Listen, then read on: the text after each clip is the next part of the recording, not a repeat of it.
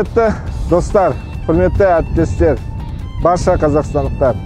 Сіздерді келе жатқан әз Наурыз мерекесімен шын жүректен құттықтаймын. Әрқайсыңыздың отбасыңызда аманшылық, бақ, береке тілеймін. Ақ мол болсын, еліміз аман, жұртымыз тыныш болсын.